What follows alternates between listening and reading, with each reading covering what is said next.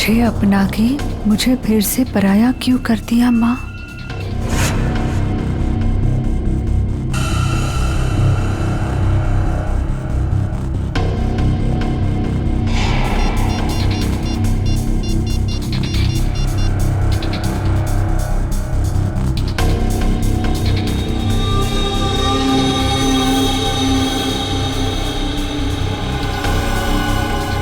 क्या आपने मुझसे कभी प्यार नहीं किया माँ?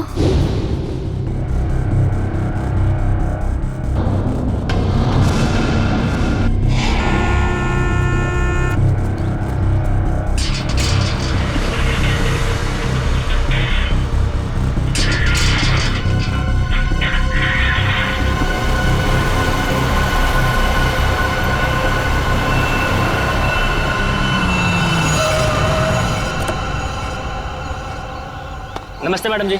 नमस्ते।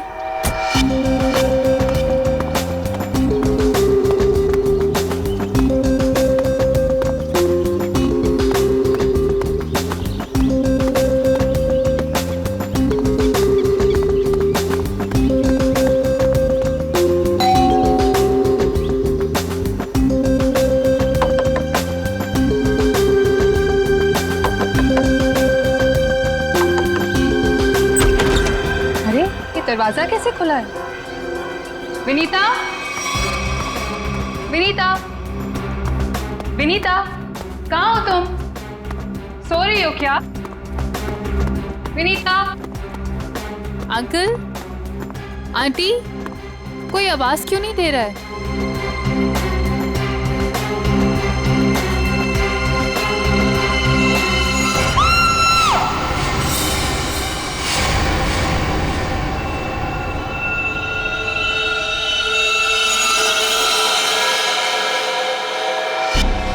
काफी खून बहा है सिर से, लगता है किसी भारी चीज से मारा गया है। सर बाथरूम में ये लोहे का रॉड मिला है सर, इस पे ताजे खून के धब्बे हैं। हो सकता है इन दोनों को मारने के लिए इस रॉड का इस्तेमाल किया गया है। उंगलियों के निशान मिल सकते हैं इस पे, संभाल कर रख दो।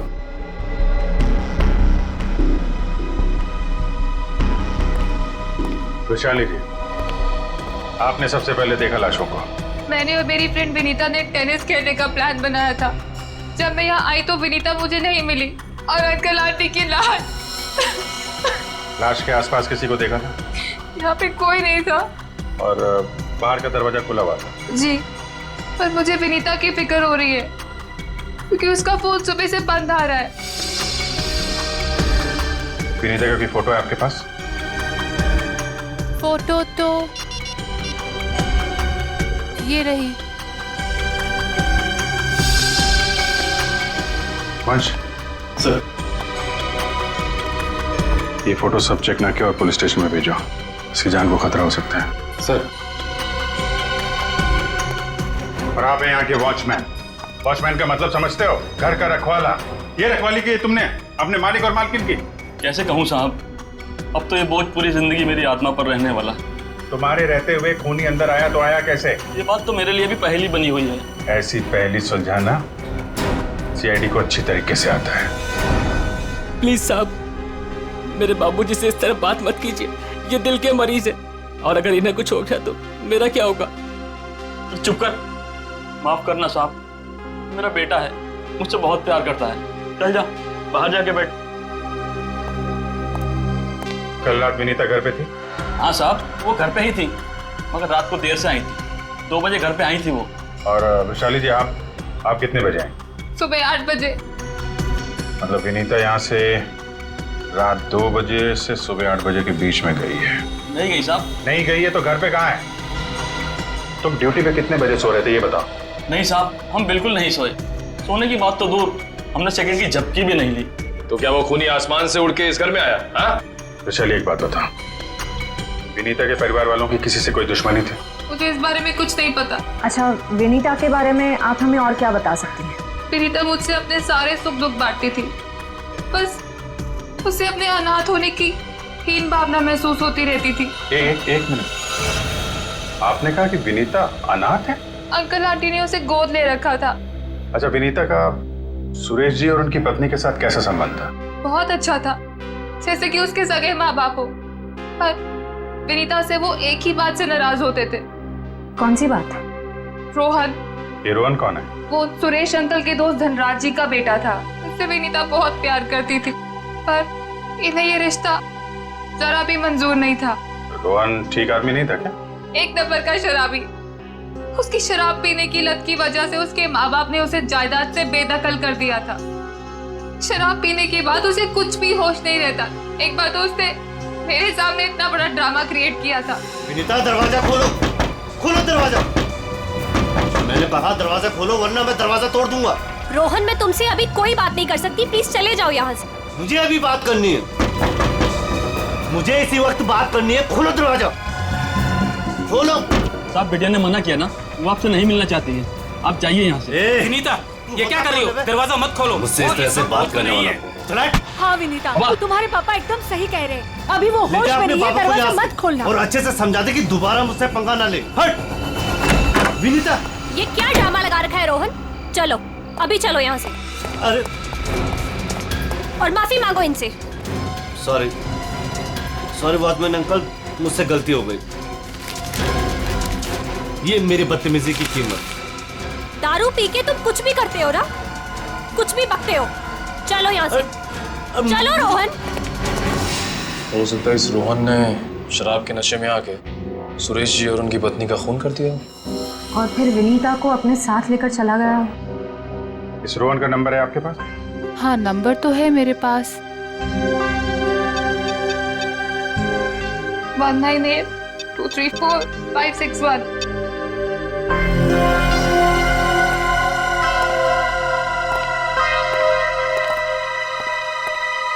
रोहन का फोन भी बंद आ रहा है। सर, एक बात समझ में नहीं आ रही है। अगर वो खूनी मेन गेट से अंदर नहीं आया तो फिर कहाँ से आया? घर को चेक करते हैं।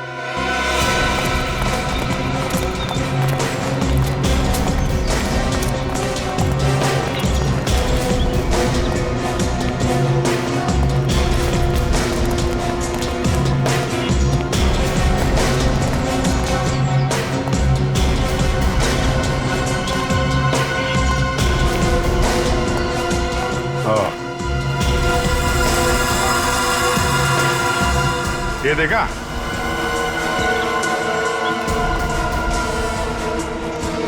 लगता है खूनी यहाँ से अंदर आया और फिर यहीं से बाहर भाग गया। सर, खूनी यहाँ से आ जा सकता है, लेकिन खूनी विनीता को यहाँ से कैसे लेके जा सकता है? हाँ सर, अगर विनीता के साथ उसने जोर जबरदस्ती की होगी तो विनीता चीखती चिल्लाती शोर मचाती। हो सकता है विनीता को बेहोश कर दिया। इसके पहले उसे कुछ हो, हमें उसे ढूंढना होगा और इस रोहन से भी मिलना पड़ेगा।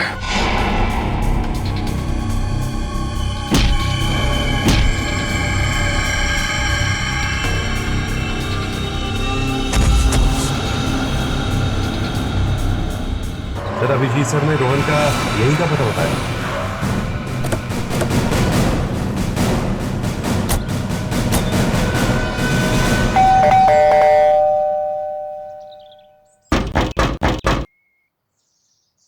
सर, ये रोहन वाकई में अंदर नहीं है या फिर जानबूझ के दरवाजा नहीं खोल रहा है? अभी पता चल जाएगा।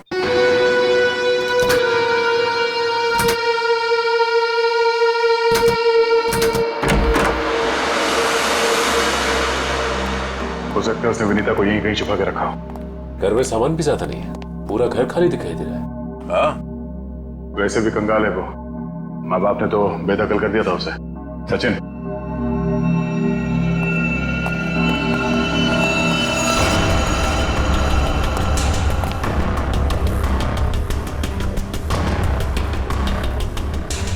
सर, यहाँ तो कोई भी नहीं है, ना ही विनीता और ना ही रोहन। हो सकता है उसने अपना ठिकाना बदल दिया। काम करो, घर की तलाशी लो, कोई ना कोई सुराग जरूर मिलेगा।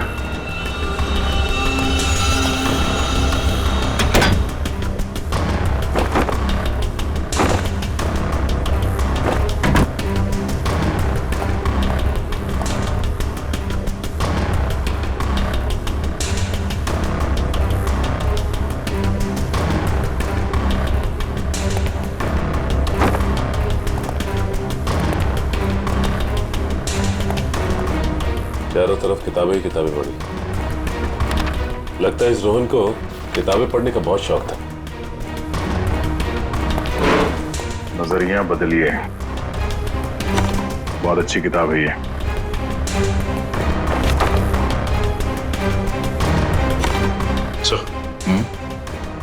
ये देखिए, इस डस्टबिन में ये दस्ताने पड़े थे। लगता है किसी ने अभी भी जलाया। मतलब इन दस्तानों का इस केस से कुछ लेना देना है।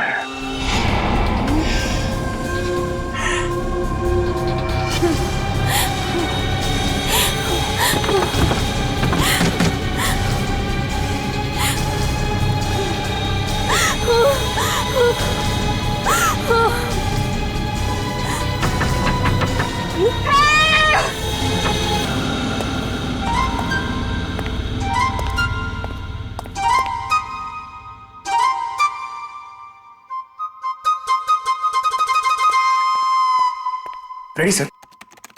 मेरे इतने बड़े शरीर के इत्तू से दिमाग में ना एक बात नहीं घुस रही है। कौन सी बात? ये रोहन का मेन मकसद था विनीता से शादी करना। Correct correct. फिर इसने अपने सास ससुर की जान क्यों ली?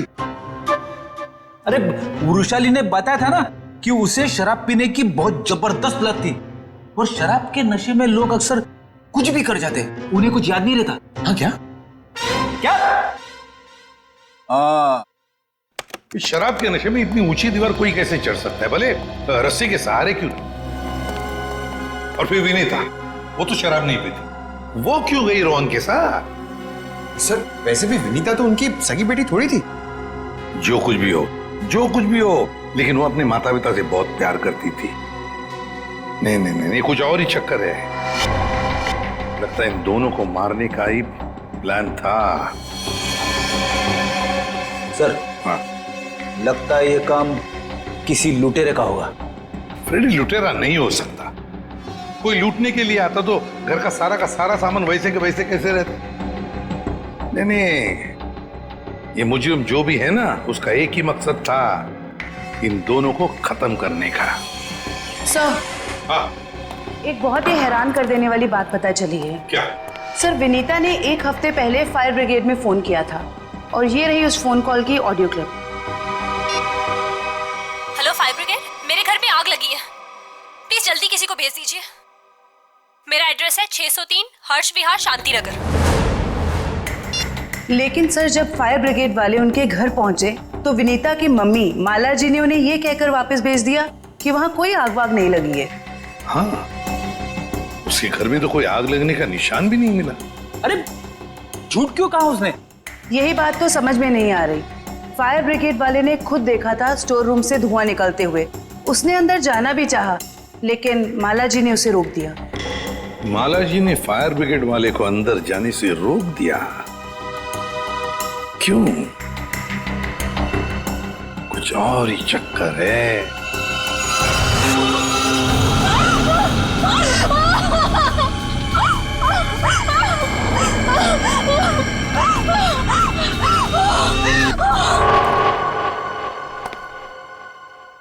छान मारो इस जगह को अच्छी तरह से, कुछ ना कुछ जरूर मिलेगा।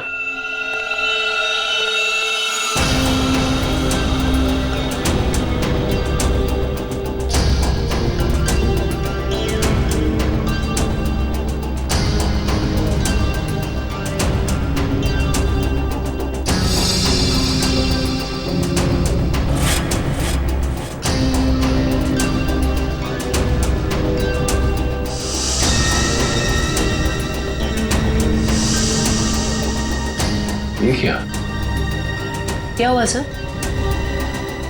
सीलिंग पे पेंटिंग बनाई। बड़ी ही अजीब बात है। देखते।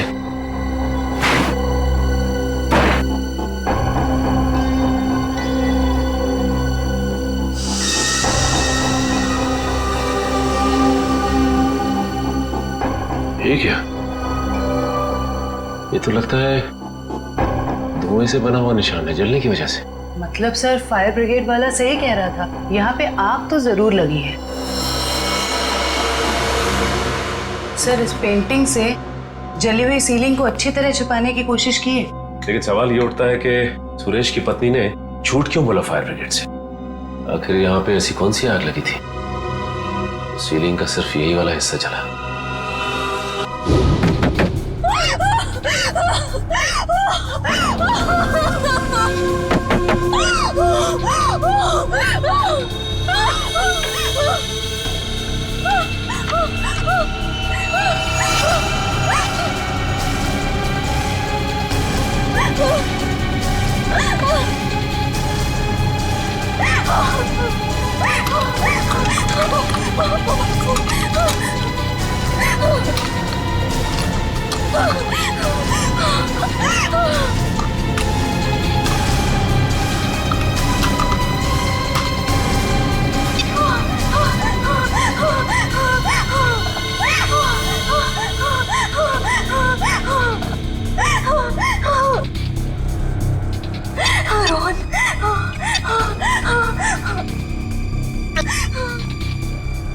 रोहन फोन क्यों नहीं उठा रहा?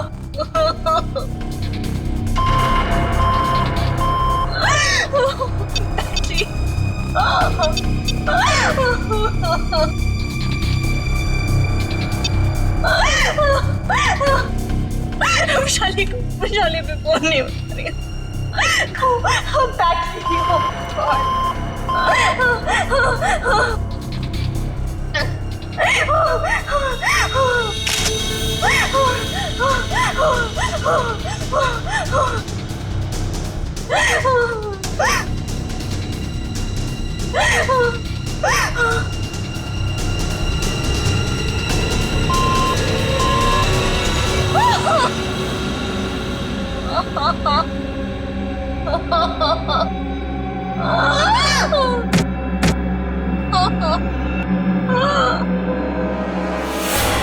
मौत रात को 1 बजे से 3 बजे के बीच में हुई है।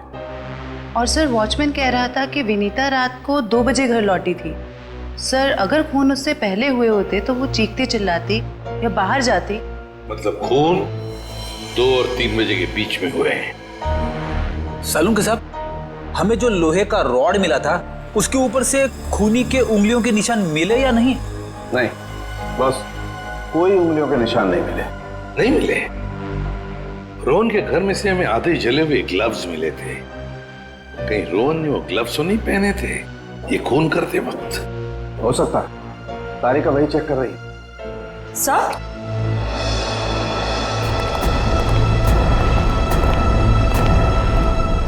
सर ये खास किस्म का सॉल्यूशन है, इको डेल्पाइट नाम। अगर मैं इस सॉल्यूशन को इन दस्तानों पर डालूं तो इन दस्तानों पर जो कुछ भी लगा हुआ होगा वो अलग हो जाएगा। अरे वाह, फॉरेंसिक टेक्नोलॉजी कहां से कहां पहुंच गई है।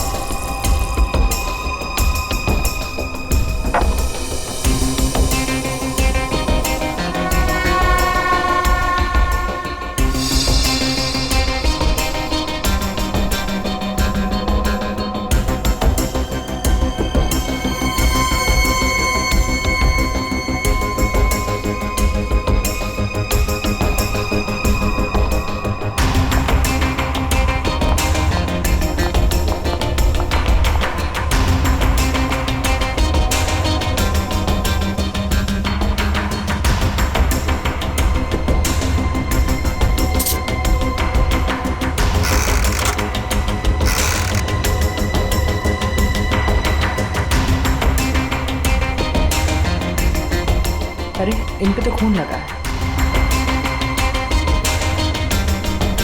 देखते हैं किसका है।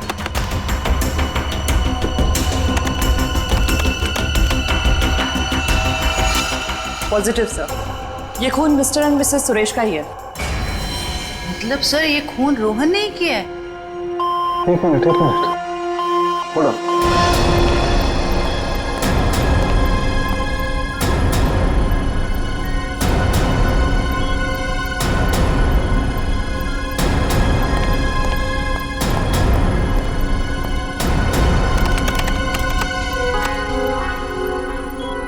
बस वो देखो, दस्तानों पर ये जो दिखाई दे रहे हैं ये रस्सी के रेशे। सर सर कहीं ये वही रस्सी तो नहीं जो हमें विनीता के घर के बाहर मिली थी? ये डॉक्टर साहब का कंप्यूटर कैसा है? टी टी टी टी करते रहता है। बस दस्तानों पर रस्सी की रेशे के अलावा कुछ और भी है। क्या? थोड़ा वक्त दो, पता लगाता हूं।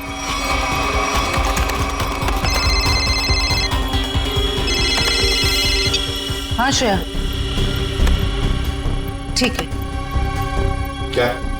सर विनीता का फोन थोड़ी देर के लिए ऑन हुआ था, उसके घर के बिल्कुल करीब। और सर उसने सोशल नेटवर्किंग साइट पे अपने दोस्त को एक SOS मैसेज भी भेजा है। श्रेया मुझे लिंक अभी भेज रही है सर।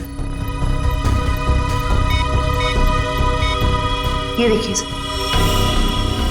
मैं घुटन से मर रही हूं, प्लीज मुझे बचाओ। Vinita, my God.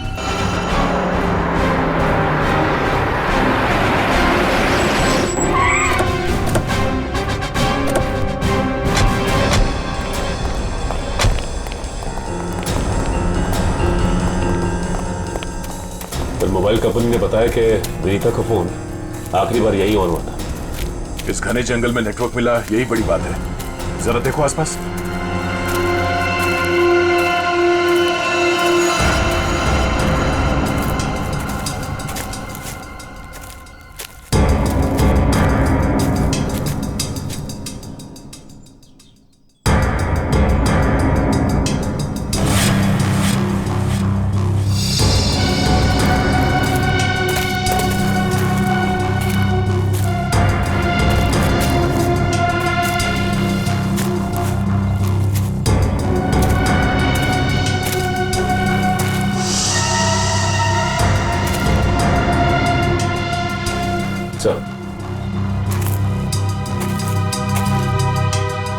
सामने झोपड़ी दिखाई दे रही है।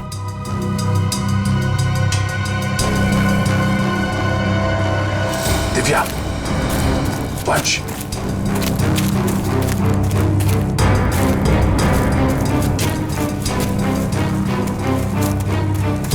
चौकन्ने रहना।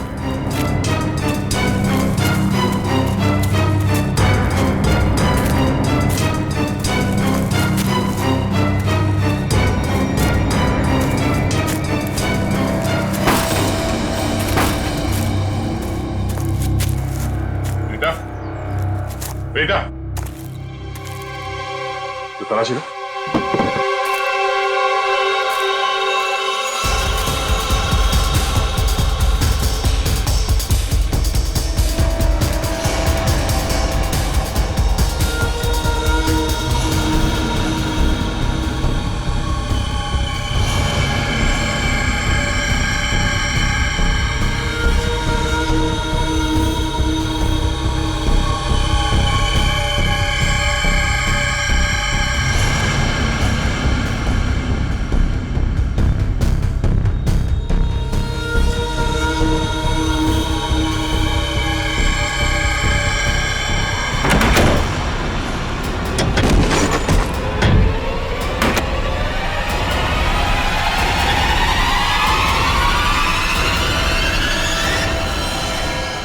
तो ये तो रोहन है।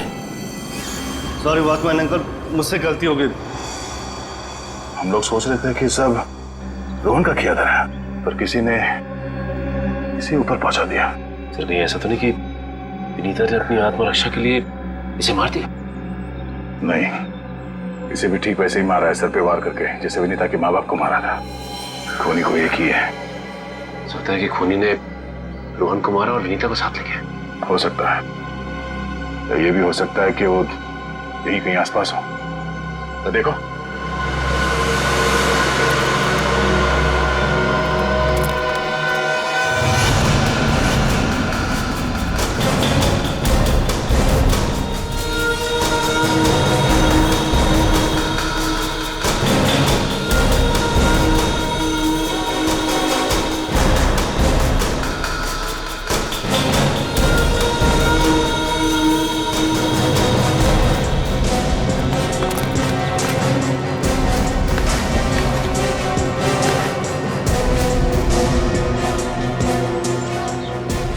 सर आसपास भी कुछ नहीं मिला।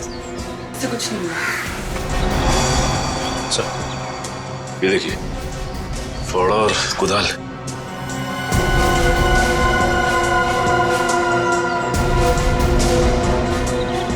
कहीं जमीन के नीचे तो नहीं? यहाँ पे खुदाई का सामान पड़ा हुआ है, जरा फाड़ो दिखा ना।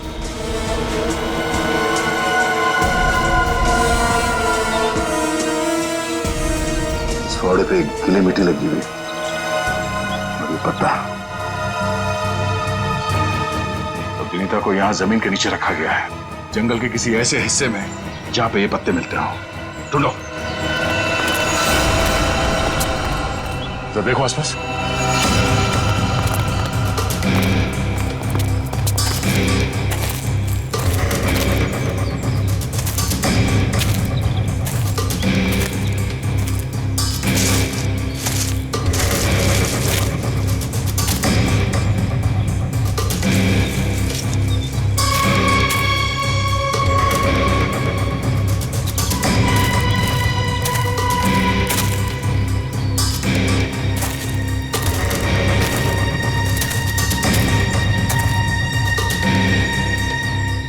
सचिन, वंश, दिव्या,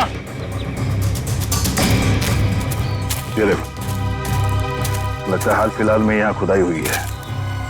वंश, खुदाई का औजार लिया जल्दी। सर।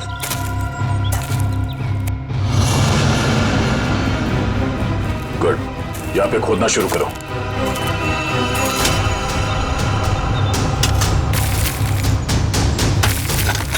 एक मिनट हट जाओ।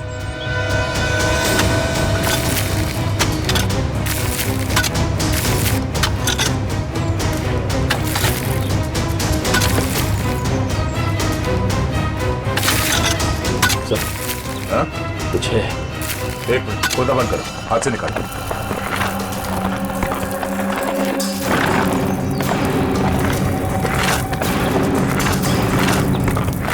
तो इसके अंदर तो नहीं?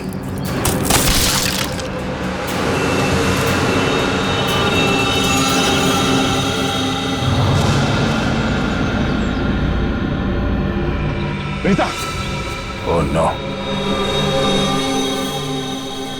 सांसें धीमी चल रही है, इसे अस्पताल ले जाना होगा। निकालो उसको बाहर जल्दी। हाथ दो, निकालो बाहर निकालो, पैर पकड़ो उसके। चलो।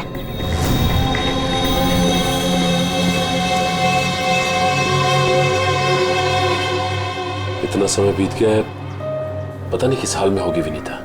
हम तो वक्त रहते उसे यहाँ ले आए, उम्मीद तो यही है कि वो ठीक हो जाएगी। ठीक भी हो जाएगी तो भी रोहन की मौत और उसके माँ बाप की मौत का सदमा पता नहीं बर्दाश्त कर पाएगी कि नहीं। मैं हमेशा कहता हूँ कि सीआईडी में सबसे मुश्किल काम यही है, किसी को किसी अपने की मौत की खबर देना। हाँ डॉक्टर साहब, कैसी है विनीता? अब खतरे से बाहर है, उन्हें होश आ गया। गुड, हम उनसे बात कर सकते हैं? हाँ बात कर सकते हैं, लेकिन वो काफी तनाव में, बहुत देर तक कम ऑक्सीजन में रहने की वजह से फिलहाल बहुत ज्यादा कमजोर है वो। थोड़ा संभाल के ध्यान रखिएगा इस बात का। ठीक है, हम इस बात का ख्याल रखेंगे। Thank you. चलो।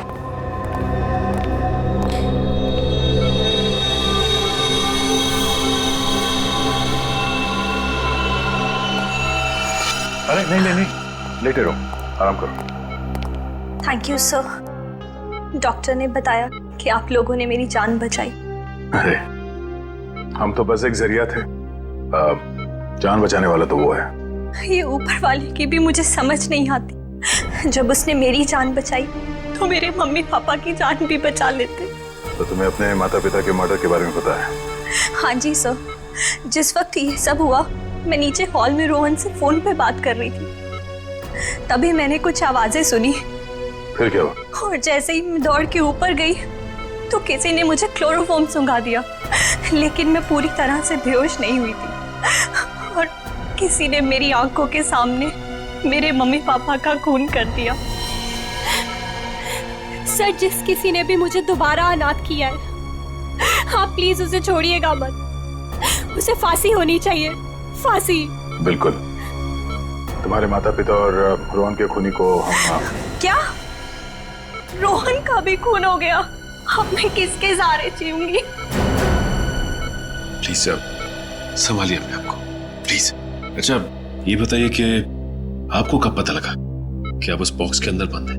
जब मेरी आंखें खुली तो मैं एक घुटन भरे बक्से में थी। मुझे नहीं पता था कि किसी ने मुझे जिंदा दफन कर दिया। अच्छा विनीता, उनमें से किसी का चेहरा देखा था तुमने? नहीं सर। ठीक है। आरोप साहब, दया, वो जो रस्सी है, उस रस्सी पर मुझे भेड़ का बाल मिला है। उस रस्सी पे भेड़ का बाल मिला? हाँ दया, भेड़ का बाल।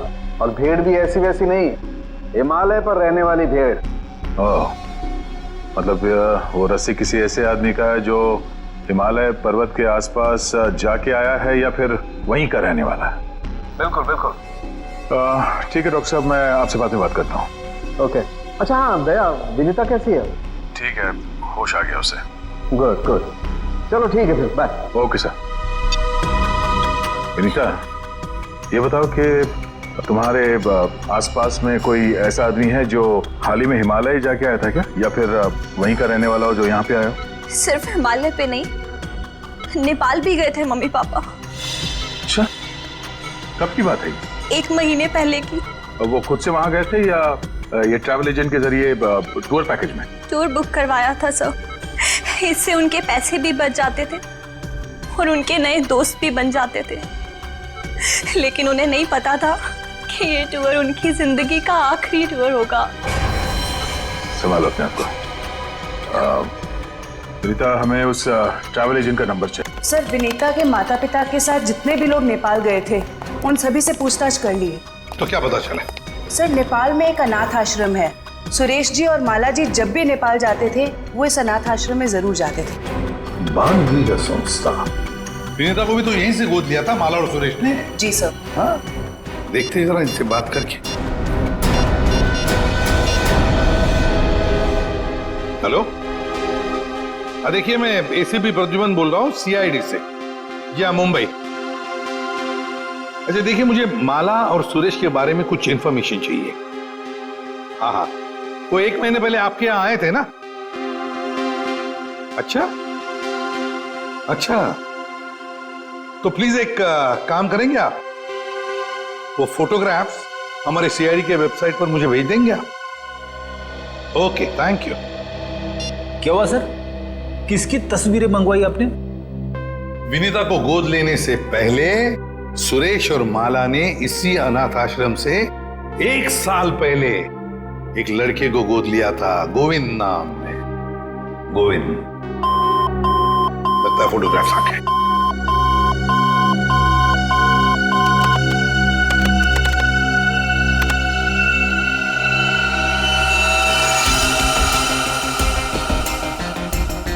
पांच साल की उम्र थी, साल 1999। मतलब सर, वो आज तकरीबन 20 साल का होगा। अभी पता चल जाएगा गोविंद अगर आज है कैसे दिखता होगा।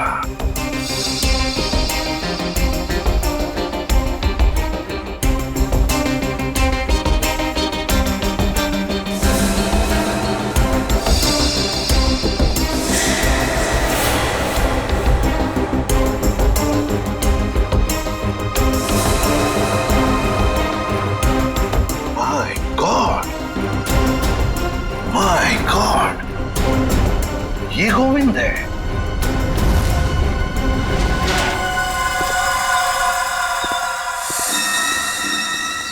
अब देखते हैं कहां भागेगा।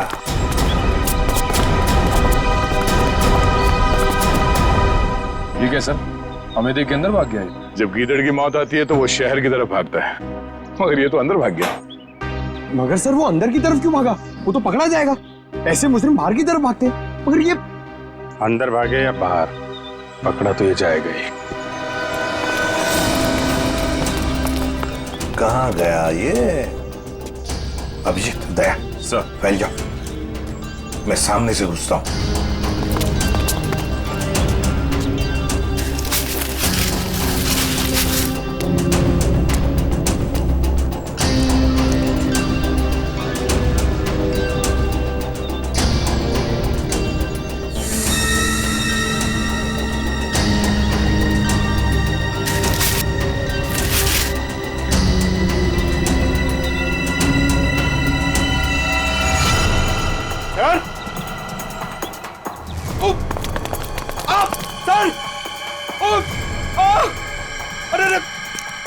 क्या हुआ? सर खुजली हो रही है सर। अरे खुजली कहाँ से होने लगी तुम्हें? सर बहुत तेज खुजली हो रही है सर। ये झाड़ की वजह से। अभिजीत क्या हुआ इसे? सर ये प्लांट ये बहुत गड़बड़ है, इसकी वजह से इसको खुजली हो रही है। एक मिनट अरे इसे जल्दी से हॉस्पिटल ले संभाल के, कुछ नहीं होगा। आ जाओ आराम से संभाल के। तो जानबूझकर हमें यहाँ अंदर बुलवा लिया है। जाल रचा है उसने खुजली वाले पौधों का। संभल के रहना, यहीं कहीं छुपाई है।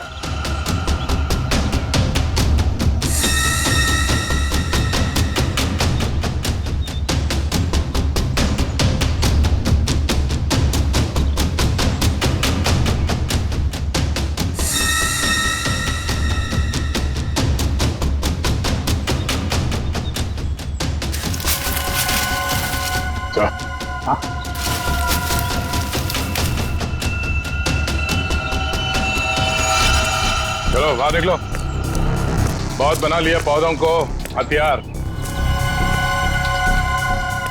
अब विदाई का समय आ गया है तुम्हारा, ससुराल चलना है। चलो प्लीज साहब, मेरे बाबूजी से इस तरह बात मत कीजिए।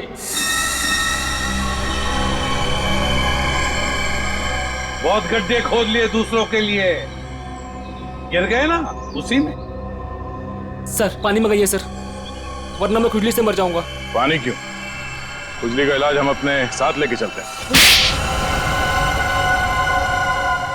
किसी औलाद के लिए अपने माँ बाप का खून करना इतना आसान नहीं होता सर, फिर चाहे वो माँ बाप सौतेले क्यों ना हो। गोद लिया था ना उन्होंने तुम्हें, फिर वॉचमैन को क्यों सौंप दिया? यही सच तो मैं भी जानना चाहता था सर, कि मुझे गोद लेने के 1 साल बाद मेरे माँ बाप को ऐसा क्या सूझा कि उन्हें लगा उन्हें एक लड़की को गोद लेना चाहिए, और मुझे फिर ऐसे ही सड़क पर छोड़ दिया और विनीता को गोद ले लिया। क्या तुम्हें सड़क पे छोड़ दिया? हाँ सर, ऐसा बर्ताव तो कोई अपने जानवर के साथ भी नहीं करता, जैसे उन लोगों ने मेरे साथ किया। वो तो भला हो मेरे बाबूजी का, जो उन्होंने मुझे रोता हुआ बस स्टॉप पर देखा और अपने साथ अपने घर ले गए, और तो मेरी अच्छी परवरिश की उन्होंने। सुरेश और माला ने पहचाना नहीं तुम्हें? नहीं सर, मैंने हाल फिलहाल में उनके घर जाना शुरू किया था। मेरे बाबूजी की उम्र हो गई थी, तो मुझे लगा मुझे नौकरी करनी चाहिए। क्या तुम्हारे बाबूजी जानते नहीं थे कि तुम उनके मालिक के बेटे हो? नहीं सर, जब मैं उन्हें मिला था तब वो वहां काम नहीं करते थे, और सर मैं इसे कोई इत्तेफाक नहीं कहूंगा, तो भगवान ने मेरे साथ इंसाफ की। तुम्हें किसने अधिकार दिया सजा देने का? सजा देने का हक सिर्फ अदालत को है। क्या तुम शुरू में ही पहचान गए थे उन दोनों को? ये बात तुम्हें मालूम कैसे पड़ी कि उन्होंने तुम्हारे साथ ऐसा किया था? नहीं पहचाना था सर। एक दिन मैं बगीचे में काम कर रहा था, तो माला मैम साहब ने मुझे घर के अंदर बुलाया था किसी काम से। विनोद! जी मैम साहब। जरा ऊपर आना, तो काम है। अभी आया। जी मैम साहब। विनोद देखो, ये पुरानी अलमारी है, इसे ठीक से स्टोर रूम में रख देना। हाँ जी मैम साहब। हाँ।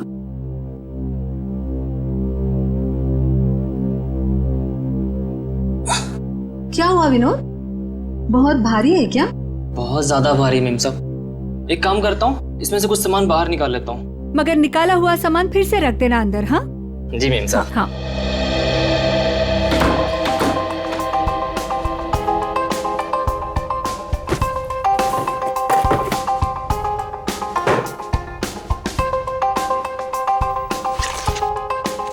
कितनी प्यारी प्यारी ड्राइंग्स हैं।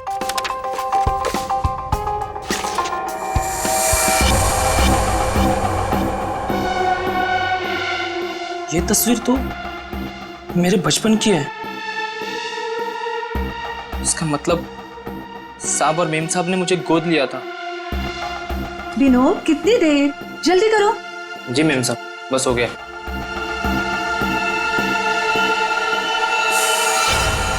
और फिर तुम नेपाल गए सच्चाई का पता लगाने?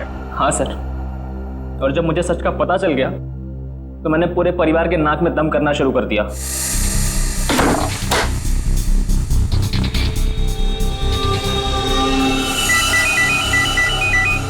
किसका फोन है? हेलो हेलो, अरे जवाब क्यों नहीं दे रहे हो? हेलो, कौन है? ऐसा क्यों किया? कौन बोल रहा है? आपका बेटा। बेटा? क्या?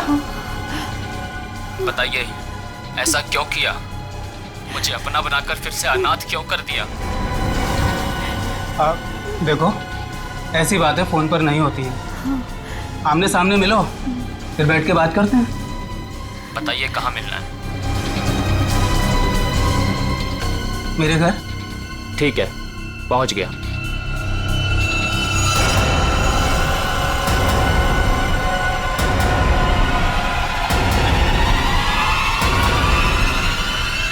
स्टोर रूम की अलमारी में तुम्ही ने आग लगाई थी ना?